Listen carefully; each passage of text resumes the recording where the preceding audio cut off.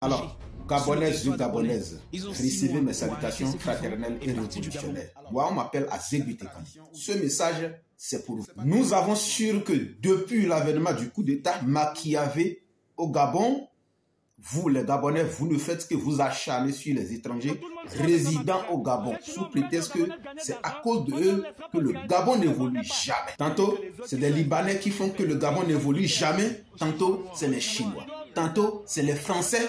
Mais maintenant, c'est à cause de la tradition. Oui, c'est les traditionalistes qui font que le Gabon n'évolue jamais. Et donc, il faut désormais s'acharner, n'est-ce pas, sur les traditionalistes. Sur le territoire gabonais, ils ont 6 mois pour arrêter ce qu'ils font et partir. D'arrêter ce qu'ils font et quitter le Gabon. Ce qui est le plus surprenant est que vous-même vous le dites très bien dans toutes les vidéos que vous effectuez, sous tous les commentaires sur les réseaux sociaux, que le Gabon appartient à Jésus-Christ et à Dieu. C'est-à-dire, ce petit pays appartient à des divins les plus puissants de la planète. N'est-ce pas?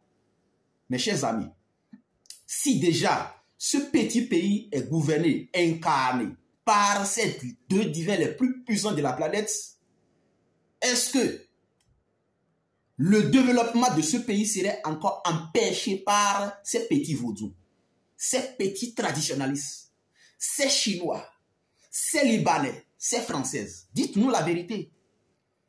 Est-ce qu'il est encore évident que c'est vous qui allez vous rendre, vous-même qui allez vous rendre justice? Est-ce que c'est vous-même qui allez vous acharner sur les commerçants, les traditionalistes, en donnant 6 mois de délai à ce qu'ils arrangent les affaires pour quitter votre pays? Vous ne voyez pas que vous faites preuve de l'aliénation? Oui, de l'aliénation. Vous nous démontrez davantage qu'un peuple qui reçoit Jésus et Dieu ne reçoit que la maladie mentale. Oui, ne devient qu'incapable de réfléchir. Et tout ça, c'est la paresse. Oui, puisque un peuple qui reçoit ces deux individus ne devient que paresseux.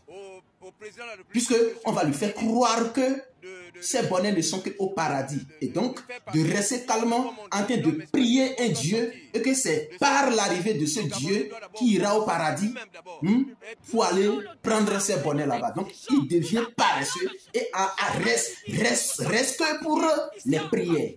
Et c'est ça qui a fait que la majorité des Gabonais est devenue aujourd'hui paresseux parce qu'ils se sont entendus.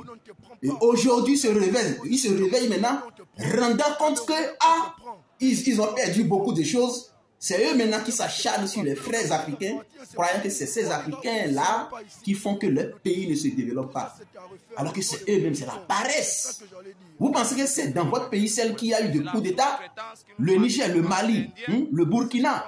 Est-ce que c'est de cette manière qu'ils se sont agis pour être à ce niveau? Réfléchissez. Moi, ça me fait de la peine. La fois dernière, j'ai vu certains Gabonais qui réclament l'augmentation des salaires et en même temps la réduction des horaires. Voilà, c'est la paresse. Est-ce qu'avec ça, votre pays peut se développer? Non.